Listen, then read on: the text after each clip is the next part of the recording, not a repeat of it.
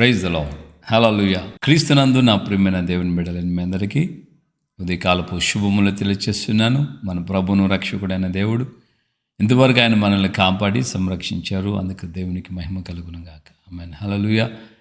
ప్రియమైన దేవుని బిడ్డలారా, మరి ఈ యొక్క ఉదయకాలం ముందు దేవుని యొక్క మహా ఉచితమైన కృప చేత మనము దేవుని యొక్క లేఖనంలో నుండి కొన్ని మాటలు మనం ధ్యానించుకుందాం. దేవుని యొక్క వాక్యం మనకు తేటగా చెప్తుంది. మనము కోపము పాపము అన్నటువంటి విషయాన్ని మనం తెలుసుకుంటున్నాం. కోపపడు కానీ పాపం చేయదు, కోపమే పాపం అని.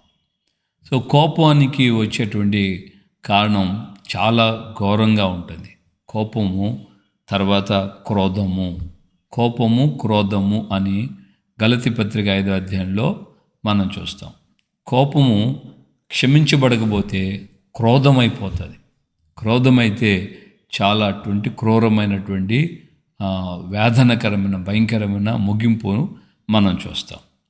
దేవుని బిడ్డలుగా ఈ రోజున మనం గమనించాల్సినటువంటి మాట ఏంటంటే, ఆ యొక్క కోపం వచ్చింది కానీ క్షమించలేని మనసు, కోపము తట్టుకోలేకపోయారు. అందువల్ల ఏమయ్యారంటే నరహంతకులుగా మారిపోయారు. నరహంతకులుగా యాకోబు యొక్క కుమార్తె అయిన దీనా షెకెంలో ఆ ఊరిని చూడడానికి వెళ్ళినటువంటి అమ్మాయిని షెకెము యొక్క కుమారుడు ఆ అమ్మాయిని పట్టుకోవటం, ఆ అమ్మాయిని చూసి ఆ అమ్మాయిని శారీరకంగా ఆ అమ్మాయిని బలవంతం చేసి ఆ అమ్మాయిని పాడు చేయటం, ఆ విషయం యాకోబు యొక్క కుమారులైన షిమ్యోను లేవికి తెలియటం, వాళ్ళు వీళ్ళతో కపటంగా మాట్లాడి వాళ్ళలో ఉన్న ప్రతి మగవాడు సున్నతి చేసుకోవాలని చెప్పి వాళ్ళు ఆ సున్నతి చేసుకొని బాధపడుతుండగా రాత్రులు వెళ్ళి ఊరిలో ఉన్న ప్రతి మగవాడిని చంపేశారు. చూసారు ఎంత ఘోరమైన ముగింపు వచ్చిందో. కోపము క్రోధంగా మారిపోయింది. తద్వారా వాళ్ళు నరహంతకులుగా మారిపోయారు. ఓ రోజున ఒక తల్లి ఓ దైవజనురాల దగ్గరికి వెళ్ళి, ఏమండి నా పరిస్థితి ఇలా ఉంది అని. ఏంటమ్మా అంటే, నాకు కోపం వచ్చేస్తుందండి విపరీతంగా. ఒక క్షణంలో కోపం వచ్చేస్తుంది. ఆ కోపంలో ఎట్ట పడితే అట్లా మాట్లాడేస్తాను. ఒక నిమిషం తర్వాత మొత్తం నాకు సైలెంట్ అయిపోతుంది. దాని ద్వారా నేను పెద్దగా నష్టం లేదు అనుకుంటున్నాను అని చెప్పి తను అన్నదన్నమాట దైవజనురాలతో. అప్పుడు దైవజనురాలు దేవుని యొక్క ఆత్మతో ఆమెకి ఇచ్చిన సమాధానం ఏంటంటే, అమ్మా తుపాకీ కూడా ఒకేసారి పేలుతుందమ్మా, కానీ దాని యొక్క వలన కలిగే ప్రయోజనం లేక నష్టం అంతులేనిది అని. తుపాకీతో ఒక వ్యక్తిని ఒకేసారి కాలుస్తుంది. తుపాకీలో నుంచి కూడా ఒక్కసారి శబ్దం వస్తుంది, కానీ అది ఎంత అపార నష్టం, ఎంత భయంకరమైనటువంటి నష్టం తీసుకొస్తుందో అలాంటిదే కోపం. ఒక్కసారి ఒక్క నిమిషమే వచ్చినా ఆ కోపం యొక్క ముగింపు చాలా ఘోరంగా ఉంటుంది.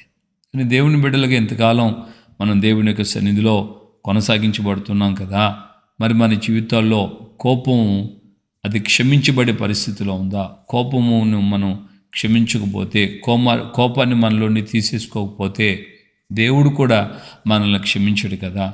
దేవుని బిడ్డలుగా మనం మన జీవితంలో ఈ యొక్క మార్పులో మనం రాకపోతే, మార్పు మనం తీసుకొచ్చుకోకపోతే నిశ్చయముగా చాలా బాధాకరమైనటువంటి ముగింపు మనం అనుభవించాల్సి వస్తుంది. కనుక మన జీవితంలో కోపము ఉండొచ్చు, కోపం రావచ్చు, కానీ అది వెంటనే కోపంలో నుండి మనం విడుదల పొందాలి. క్షమాపణ రావాలి, సమాధానం పడిపోవాలి, ఐక్యతలోనికి రావాలి. అలా కాకపోతే ఆ కోపము గుండెల్లో క్రోధంగా మారిపోతుంది. అమ్నోను చేసింది తప్పే. అమ్నోను అబ్షాలోము చెల్లెల్ని పాడు చేశాడు, తామార్ని. అదే సమయంలో ఆ విషయం తెలిసిన తర్వాత అమ్నోను విషయమై అబ్షాలోము సైలెంట్గా ఉన్నాడు. క్షమించినట్లుగానో లేకపోతే విడిచిపెట్టినట్లుగానో ఇంకొక విధంగానో ఏ విషయం మనం అక్కడ చూడటం లేదు. కానీ ఎంతవరకు అబ్షాలోము యొక్క గుండెల్లో ఆ కోపము క్రోధంగా మారిపోయిందంటే, భయానకమైన పరిస్థితిలో 2 సంవత్సరాలే సైలెంట్గా ఉన్నాడు. 2 సంవత్సరాల తర్వాత అమ్నోన్ని రాజకుమారులందరినీ పిలిపించాడు. గొర్రెలకు బొచ్చు కత్తిరిస్తున్నానన్న గొప్ప విషయం విందు చేస్తున్నానని ఆ సమయంలో అమ్నోన్ని చంపించేశాడు. అంతటితో ఆగిపోయిందా? అబ్షాలోము యొక్క మనసు చివరికి తండ్రిని కూడా అడవుల పాలు చేసింది. తండ్రిని లేకుండా చేయాలి, తండ్రిని కూడా చంపేయాలనుకున్నాడు. దుర్మార్గుడైపోయాడు, ఘోరమైనటువంటి క్రూరుడుగా మారిపోయాడు. భయంకరమైన ఆలోచనలు చేశాడు. తండ్రి యొక్క ఉపపత్నులను కూడా తల్లులాంటి ఆ భావన ఉండవలసిన ఆ స్త్రీల విషయంలో కూడా అతని యొక్క మనస్సు విపరీతంగా ద్వేషంతో, పాపముతో, అపవిత్రతతో నింపబడి వారిని భయంకరంగా పాడు చేశాడు.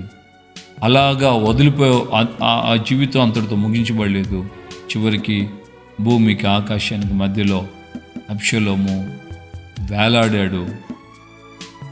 ఆ యొక్క పరిస్థితిలో ఉన్న వ్యక్తిని కనికరించి దించుదాము అని కూడా ఎవరు అనుకోలేదు. అతడు భూమికి ఆకాశానికి మధ్యలో వేలాడుతుండగా జుట్టు వెళ్ళి మస్తకి వృక్షానికి తగులుకోగానే అతను వేలాడటం ప్రారంభించారు. యోవాబు బాణాలు తీసుకొని గురిపెట్టి గుండె కొట్టి చంపేశాడు. ముగింపు ఎంత ఘోరమో! ముగింపు అబ్షలోముతోనే పోలేదు. అబ్షలోము ద్వారా ఎంతమంది వేదన పొందారు, ఎంతమంది అమాయకుల ప్రాణాలు చనిపోయాయి. ఒకానొక రోజుల్లో ఈ యొక్క కత్తులు, ఈటెలు, బల్లెలే ఉండేవి. ఆ తర్వాత 9వ శతాబ్దంలో నుండి ఈ యొక్క గన్ను సంస్కృతి బయలుదేరింది. మనందరికీ తెలిసిందే.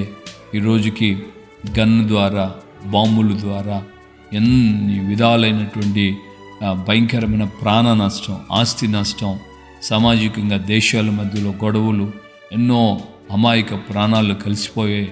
ఎంతో భయంకరమైనటువంటి నష్టం తుపాకీ మూలంగా. తుపాకీ అనేది ఆధ్యాత్మికంగా మనం గమనించింటే మన జీవితంలో ఎదుర్కొంటున్నటువంటి, మనం చేస్తున్నటువంటి కోపం, ఆ క్రియలు అంతటి భయంకరమైన నష్టాన్ని తీసుకొస్తాయి. కనుక యేసయ్య మనల్ని ప్రేమించి మనకు ఆయన తెలియచేసిన మాటలు, తండ్రి మనల్ని క్షమించాలంటే మనము మన పొరుగు వారిని క్షమించాలి. మన పొరుగు వారిని, మన ఎడల తప్పిదం చేసిన వారిని క్షమించకపోతే పరమునున్న తండ్రి కూడా మనల్ని క్షమించడని ప్రభు నేర్పించాడు. ఉదయకాలం మందు కోపాన్ని మాందామా? కోపంతోనే ఉండి క్రోధుడుగా, క్రోధస్తురాలుగా, క్రోధముతో నింపబడిన ఉగ్రతగా మారిపోయినటువంటి జీవితం నీతోనే పోవట్లేదు. అది అనేకుల యొక్క జీవితాలకి నష్టాన్ని, అనేక విధాలైనటువంటి సామాజికంగాను, ఆర్థికంగాను, మానసికంగాను ఎంతో ఘోరమైన పరిస్థితికి దారితీస్తుంది. కనుక దేవుని బిడ్డలుగా మనం కోపాన్ని తీసేసుకోమని దేవుని సన్నిధిలో నీకు నీవుగా నాలో ఉన్న కోపాన్ని తొలగించు ప్రభువా అని నువ్వు ఉపవసించి ప్రార్థన చేస్తే నిత్యముగా దేవుడు నీకు ఆ మనసుని ఇస్తాడు. ప్రేమించే మనసుని ఇస్తాడు, క్షమించే మనసుని ఇస్తాడు. నీవు ఇతరుల్ని కనికరించేటువంటి స్థితికి దేవుడు నేను తీసుకొస్తాడు. ప్రార్థన చేసుకుందాం. ప్రేమగల తండ్రి, మీకు వందనాలు. ఈ ఉదయకాలం ముందు మాతో మీరు మాట్లాడిన మీ అమూల్యమైన వాక్కులను బట్టి మీకు స్తోత్రాలు. అవును తండ్రి, నాయన మా జీవితాల్లో మేము కోపపడుతున్నాం, కోపము క్రోధంగా మారిపోతుంది క్షమించకపోవటం ద్వారా. తద్వారా ఎంతో భయంకరమైనటువంటి భయానకమైన పరిస్థితులు అటు మానసికంగాను, ఇటు ఆధ్యాత్మికంగాను, శారీరకంగాను, ఆర్థికంగాను, సామాజికంగాను, అలాగే ప్రభా అయ్యా నాయన రాగ ద్వేషాలతో కుటుంబాలలోనూ నాయన, అలాగే ఇరుగు పొరుగులోనూ, అయా ప్రాంతాల్లోనూ, గ్రామాల్లోనూ, పట్టణాల్లోనూ, అయా రాష్ట్రాల్లోనూ, దేశాల మధ్యలో అయ్యా ఈ విధమైనటువంటి కోపము, క్రోధము, కక్షలు, అసూయలు వీటన్నిటికీ అనేక భయంకరమైనటువంటి నష్టానికి కారణంగా మారిపోతుంది. కనుక మేము దేవుని బిడ్డలుగా ఉన్నటువంటి మా జీవితాల్లో మేము ఇక మీదట ఎన్నడూ కూడా అలాంటి పరిస్థితి మా ద్వారా రానివ్వకుండా ప్రభా మనసారా మీ ఆత్మను కలిగిన వారమే క్షమించే మనసుతో మీ సన్నిధిలో ముందుకు సాగుతూ సహాయం చేయండి. కృపయు, కాపుదల, సమాధానం, నెమ్మది అయ్యా మీ సన్నిధిలో ఉపవసించి ప్రార్థన చేయాలని ఆశపడుతూ ప్రభా తమ జీవితాల్లో ఉన్న కోపాన్ని తొలగించుకోవాలని మీకు అప్పగించుకుంటున్న వారందరికీ కృపతోడుగా ఉంచి అద్భుతమైన విడుదలిచ్చి ఆ ప్రభా మీ నామాన్ని ఘనపరచుకోవాలని యేసయ్య పరిశుద్ధ నామములో ప్రార్థన చేసి పొందున్నాము తండ్రి. ఆమేన్.